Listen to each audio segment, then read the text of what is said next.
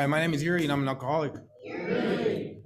First and foremost, I want to thank my higher power for another day that I get to be sober today, that I get to wake up sober, and I get to go to work sober, and I get to go to sleep sober, you know.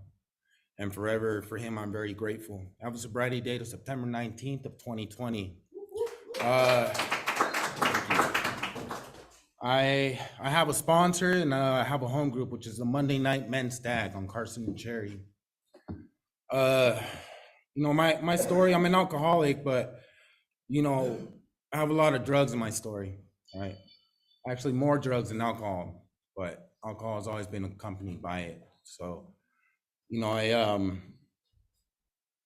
was born and raised Jehovah's Witness as a little kid, right?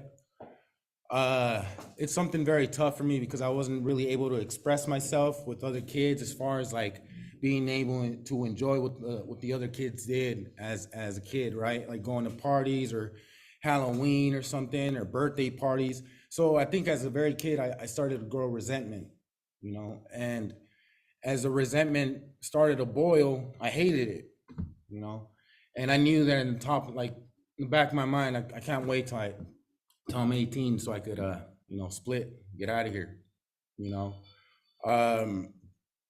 I would see a lot of people, my family, Mexican family, they party a lot and, they be getting fucked up all the time and,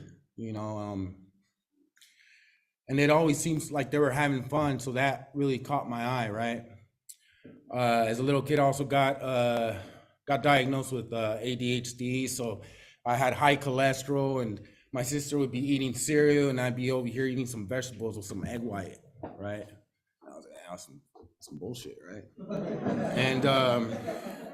And I did that for a while, and then there goes another resentment, right?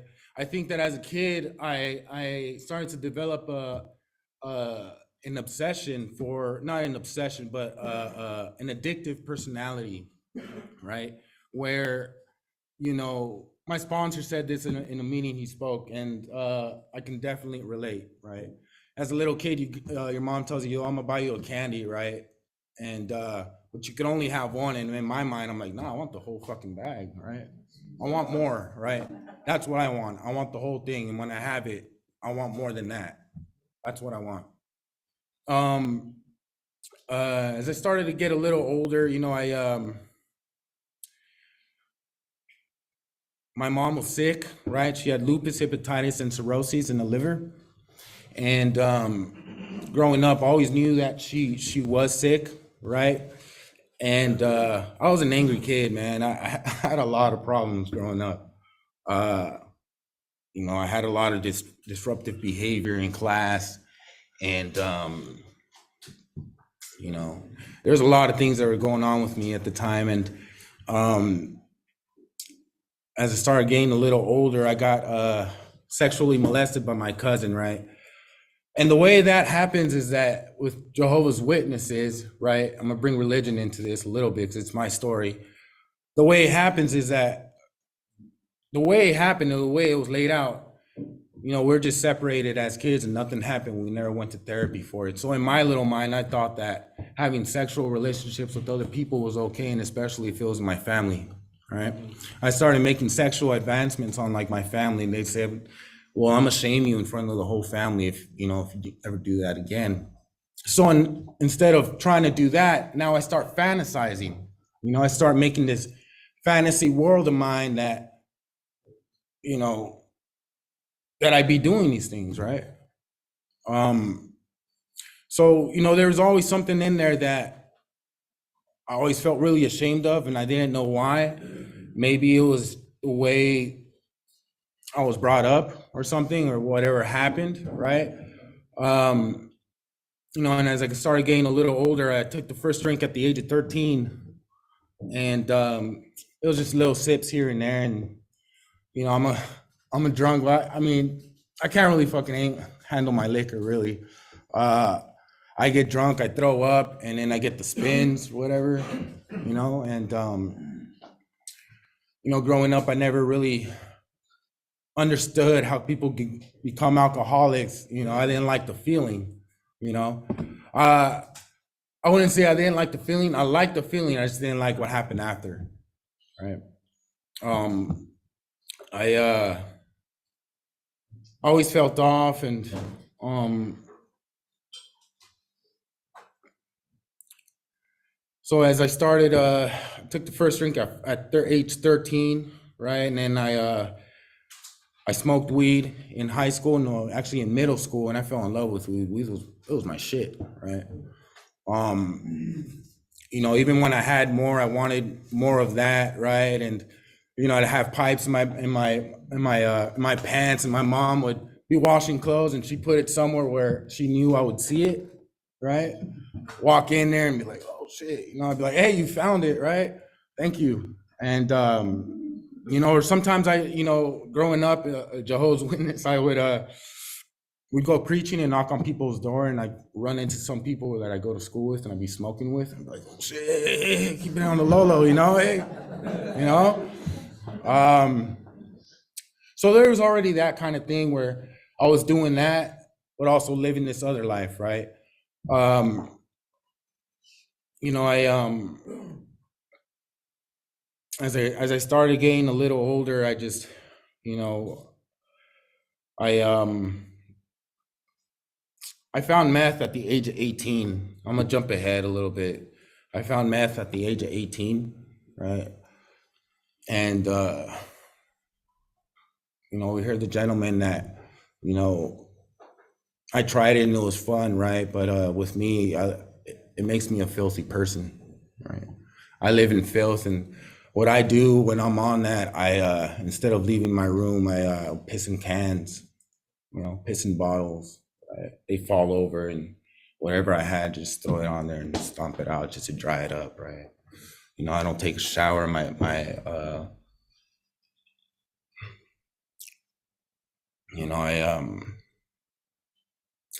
it's just, it makes me a really filthy person. My nails are black, right? I don't take a shower. I never go outside. It's just a really dark place, right? Um, and for me, what that started off, it was like a relationship for me with methamphetamine. It was a love relationship. It would place sex, love, morals, ambition, drive, courage, all those good things that are good for us. That's what it replaced it with. And I said, finally, I've met something that makes me feel good and makes me cover up all those nasty things that I was feeling as a kid, right? Um, for me, it was it's crazy. It was like a pookie in my mouth, my hand on my phone, and my hand on my dick, right? Watching porn all night. That's what I did, right? Um, and in this time, I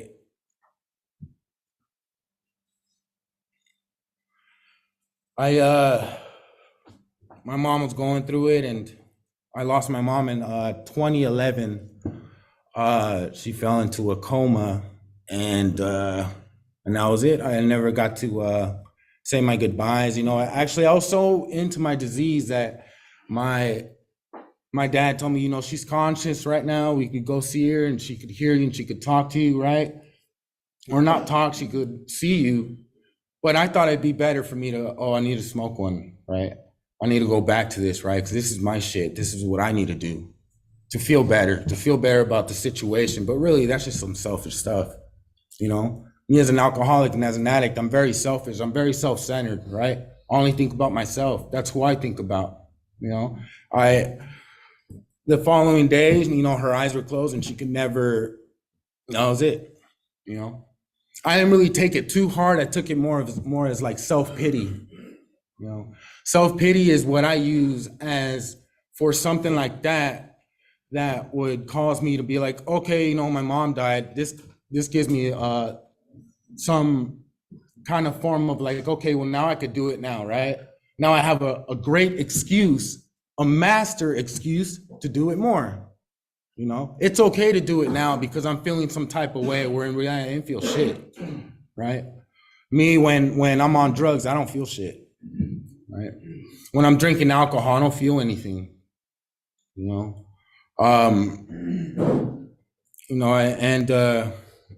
she ended up dying, and Before that, I actually got my first DUI age 18. And I only had my license for about a month, right? And I was driving on the wrong side of the street. And I went to jail, of course. My mom came and picked me up at the jail, and I said I would never do those things. And I swear, when I say things I would never do it, like, you know, I really meant it. But I just, the disease that I have, it's centered in the mind. You know, it's an obsession of the mind, and an allergy to the body, right? Where once I take that in me, I automatically start to obsess over it, right? But it makes me act a little different. You know, and it talks about that in the big book, right? For me is that things started to get a lot worse. I don't know what it is about being on drugs, and it makes you a magnet for cops, right? And I see it now because I work in downtown, and I see a lot of guys. I'm like, damn, look at this fucking guy, is up to no fucking good, right? Or, you know, people would walk around me and I'd be like offended, like, what? Like, I'm dressed normal, right? I look like a regular dude. But you know, the outside view, people see you, but you don't see yourself. How do you look? How are you acting? Right? The behavior. And you know, I was having jobs. I worked in the kitchen as a line cook, right? And in there, I mean, you find all kinds of things in there, right? You know, I go to work and, you know, be drinking on the job, drinking in the walk-ins, and I would, you know, it just wasn't the life that I thought I would have growing up. You know, I didn't plan to be an alcoholic or a drug addict. It wasn't planned. It just happened. I went into treatment in 2014. It was American Indian Changing Spirits, right? I went in there, and honestly, I went in there with the reservation. I wanted to let go of alcohol and meth and all the other drugs, but I didn't want to let go of weed, because I thought weed was natural. Weed is organic, you know. It ain't cigarettes, right? Weed is a shit, right? And weed never killed nobody, right? So I'm like, you know, I think that I'll just do the California sober, right? The California sober is where you smoke weed, but you don't do any drugs or you don't drink, all right? I went in there with the reservation to do that. Sure, I learned some things, you know, and what got me really is when I went in there and the director of AICS told me that, you know what, Yuri here, he has a disease that he's gonna have to live with for the rest of his life. And for me, that was a shocking blow. I'm like, what, a disease? Nah, bro, you're fucking tripping, right? I was like, in my mind, what my alcoholic and my drug addict mind thinks is like, oh, this fool's just trying to keep me here, so that he's telling my family members that so that they could keep me here and make some money off of me, all right? But, you know, I stayed there and I finished the program, and met some people in there. And, you know, I met some people in there, and I learned a little bit of drug and alcohol abuse, right? And I just wasn't ready, really. I wasn't honest. I wasn't willing to let go, do step one, which is powerlessness, right? I didn't think I was powerless, right? I didn't want to be honest with myself. I didn't want to be real. I went in there, we got out, and I went to a sober living, and I went to a sober living with some other people, and next thing you know, I end up using again, right? I smoke weed a little bit. But for me, weed makes me kind of tired, and I can only do weed for so long. I need something else. I get thirsty and I start to drink, and then I get loose, right? And I'm like, bing, let's go get some drugs, right? Fucking cottonmouth. And went in there and I met a friend. His name was Javier. This is a young gentleman, had a family, two different baby, I think 2 or 3 different babies' mamas, right? Two? And it was two babies mamas. Nancy knew him. I knew him. And we hung out, right? We went in there and we got a book study from my a Bible study with my cousin. We're trying to look for God, you know. We were broken. We didn't want to live this life no more. It was a sober living, but it really wasn't a sober living. Everybody was using, right? We go to work. I come back, and the whole place was fucking like you know how fucking meth smoke, it just fucking lingers, right? It was just like that. All right, it come in, it smells all chemically and shit. It was just like that. I would go to work, come back, but my friend here was stuck in a psychosis so bad that he wasn't able to go to work, right? And finally, I couldn't take it no more, and I ended up leaving that place. And about a week later, he hung himself in the closet, right? And us alcoholics and drug addicts, man, when we're in a place like that, we don't feel worthy. We don't feel like we're good enough. You know, we're depressed. We're lonely. Lonely is a motherfucker. When you're lonely and you have nobody, no one to go to, right? You're just stuck up here. You know, we don't think we're good enough. You know, our life is a mess. No one wants us around. We've broken all bridges. We probably start to think about shit like that. You know, my alcoholic and my drug addict mind thinks, oh, you know what? You're just not weak-minded like he is. That's why he went out. You know, that's what I think. And this is my friend here.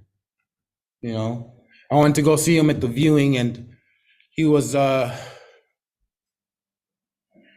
just looking at him, just no life in him anymore, right? Wrinkled fingers, and you know, that was it. Anyways, I kept going and I kept doing my thing, and a lot of things started to progress, and it started to get a lot worse, right? I found myself in places I never thought I would be. You know, I would get a job, and I had a really good job as a sous chef at this place here in Long Beach, and there's where I met this young fellow right here, and I went in there, and it was a good place, and I learned a lot of things, but you know, I took things for granted. You know, I just really never cared in the world. You know, I ended up living 15 minutes. All right, cool. Good looking out. That shit was fucking fast, bro.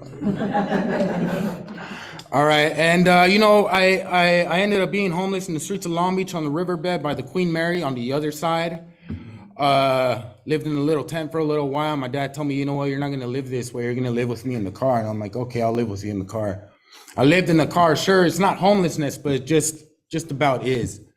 And I think that was one of my very bottoms, where I was sleeping in the car. I had no bathroom, so what I would do is just go in the car, right? Have pee bottles everywhere. I think I messed that car up, really. You know, I think I've caused a lot of my dad's gray hair, you know, due to stress.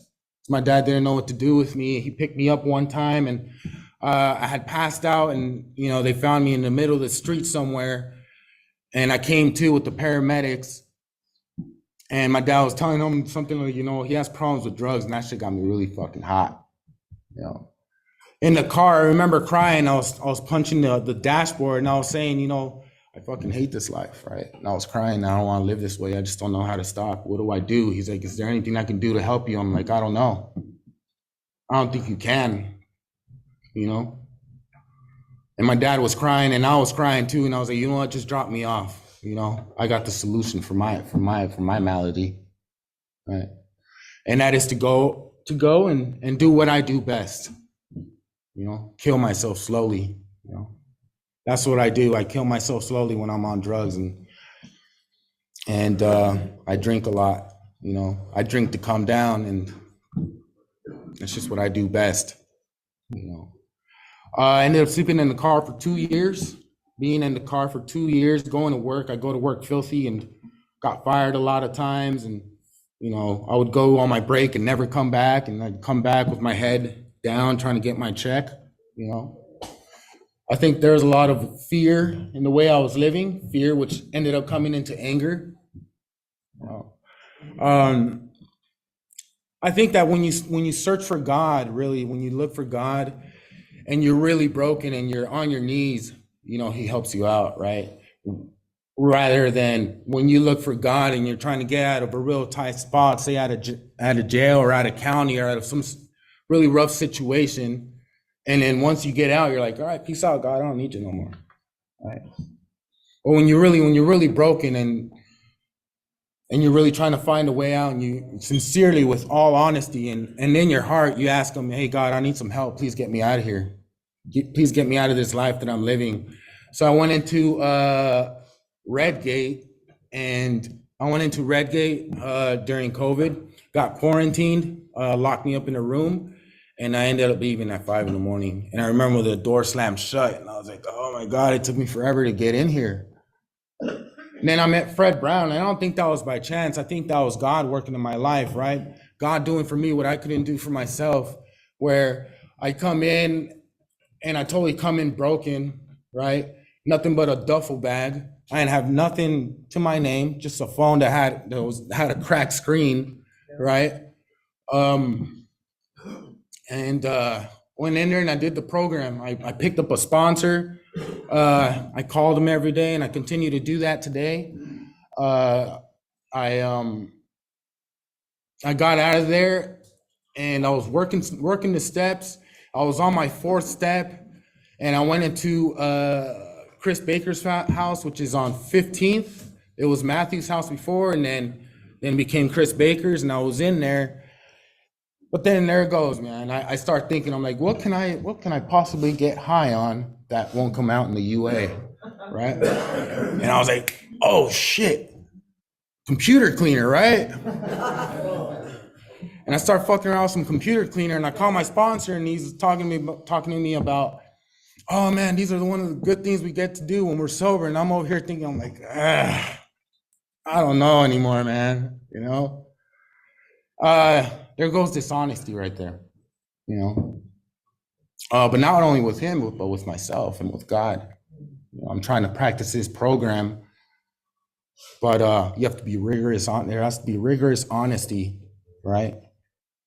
And I ended up taking a drink again, but it was no fun, and I wasn't enjoying it, coming back to a sober living where everybody was sober and I was trying to hide it, and I fucking hated it.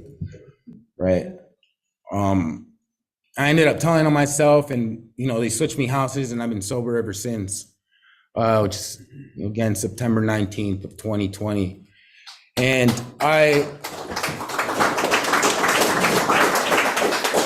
really gave myself a shot because my sister would be like, what do you got to lose? And I think I'm like, I've lost everything already. Thankfully, I started doing things different. My sponsor took me to a meeting where he was picking up 5 years, and he took me to a men's stag, which is the one I'm at now, which is a Monday night men's stag. And his suggestion was pick up some numbers, all right? Go to a meeting, pick up numbers, right? Call these people, ask them how they're doing. The next meeting you go to, pick up 3 more numbers, right? And call them and ask them how they're doing. That helps me get out of self. It helps me get out of my head. It helps me to let them know how I'm doing, right? I look for them for counsel, because for sure, something that I've been through, I'm pretty sure they've been through it too, right? They've been a newcomer once in their life, right? And I pick up numbers and I start getting close to these people, right? During the COVID, during the pandemic, these stimulus checks, I saved my money, got myself a car, got my license back. Did a lot of good things where, I was, okay, I have a car, let's go to meetings, right? I went to meetings. I think I went to more meetings than I do now because I had nothing better to do, I picked up a commitment at the Alumni Club, the Wednesday night as Bill sees it meeting.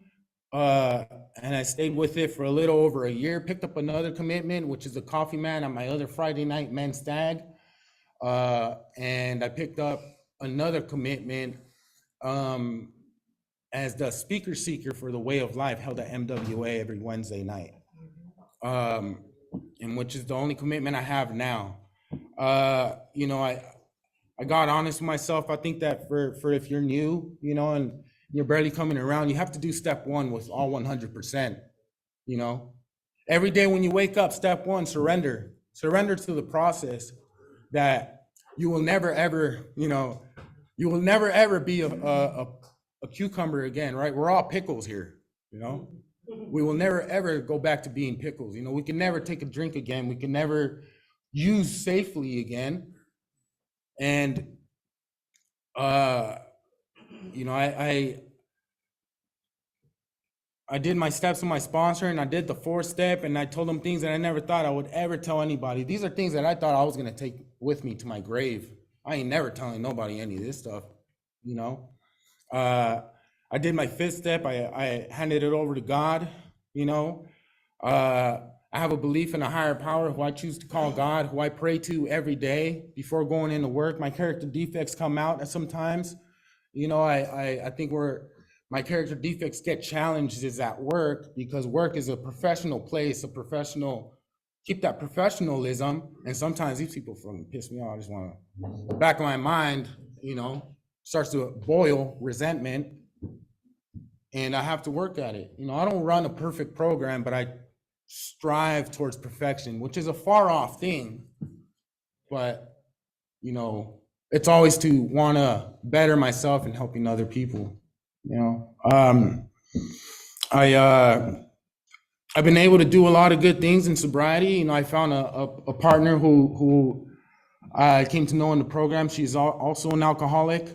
And these are things that God has granted me with. These are not things that I asked God for. You know, I don't ask God to grant me this or give me this. I ask him what his will for me ought to be. All right. What I think that God should give me, because I'm doing the right thing now. Right. I think that, you know, I've been able to do a lot of things in sobriety, man. It almost makes me a little bit kind of emotional, you know. But these are all good things, and, you know, good things will come. People in the beginning used to tell me, they used to be like, oh, it gets better. And I'm like, fuck, it certainly doesn't feel better, you know? And, but I stuck around. I kept coming back. I trust God, help others, and be of service, you know? Been able to do a little bit of traveling, and, you know, went to New York with a buddy of mine who now lives in Colorado. We just recently drove up to Colorado. And my sponsor says, hey, what a beautiful thing, what a miracle. You went there sober and you came back sober, right? And, you know, been able to do a little bit of some concerts and stuff like that, shows, and, you know, which is pretty cool, you know. It was tight, you know. We went to go see Social D, and we went to a ska show not just recently, and it was a lot of fun, and tired as hell, but I still went to work, and I still stayed accountable. I still stayed responsible, you know. One thing, you know, my sponsor told me in the beginning, you know, have very little expectations of what your life will become when you stay sober. Expect good, but don't expect too much, because when your expectations are not met, I get resentful and I get angry, you know. You know, I've not everything in my sponsor's direction I have taken to 100%, but I paid the price afterward. Whereas, you know, I'm like, oh, you know what, he was right. You know, let me just do it his way. I sometimes like to get in the wheel of God and have God jump off the wheel and be like, let me drive this thing real quick, right? And then it gets a little bumpy, and I'm like, you know what? Get back in the seat, my bad. You know, that's me trying to take my will again. That's step 3, all right? Turn my will over. And, you know, this program has taught me how to be a man and how to stay accountable and be a man of society, be a worker amongst workers, be a friend amongst friends, and build these relationships, not only with my higher power, but with my higher power, with my sponsor, with my family, you know, with the fellowship, with AA as a whole. It's really molding me, and I keep learning, you know. I stay willing. I stay teachable, you know. I go to men's stags specifically for the recovery of the guys that have a lot of time, because I look at them and I'm like, look at them. They have such peace of mind, right? The humility, their serenity. I want that. That's what I strive for, and that's why I go there for. And these are grown men of all ages talking about their real problems, right? Where they don't have that machismo of trying to act hard in front of like other women, right? Because there's women in the audience, or there's women in the meeting. But these are men that talk about real problems and how they use AA and how they use their recovery in their life. So I do 3 men's stags, 1 open, and I do what they do. I follow what they do. I ask them for their guidance, and so far it's been working out for me. I just got myself a place. I stayed in sober living 3 years. I stayed at the Victory House here on 11th and Mesa for 2 years, and God came through for me. I for that I'm very grateful, and learned here in the rooms of AA that gratefulness is a word of action. It means action, right? Every day is a daily reprieve. When I go to bed, I think about who I had hurt. Who do I owe amends to? Was I being selfish? Was I being self-centered? Was I? That's the bell. Oh, a minute and a half. I'll wrap it up. Was I being self-centered? Was I being selfish? Did I only think about myself? Could I have helped somebody else? Right? I pray in the morning when I go to work, and I say, thank you, God, for another day. Thank you for keeping me sober today. I look at people outside, I'm like, you know what, God, save him just like he saved me. There's a prayer that I got from a speaker here, which is a serenity prayer, but it has another thing attached to it. So I'm gonna just say this and end it. And here we go. God, grant me the serenity to accept things I cannot change, courage to change the things I can, and the wisdom to know the difference. Living one day at a time, enjoying one moment at a time, accepting hardship as a pathway to peace, taking as he did this sinful world as it is, not as I would like. Trusting that he will make all things right if I surrender to his will, that I may be reasonably happy in this world and supremely happy in the next. Thank you. My name is Yuri, and I'm an alcoholic.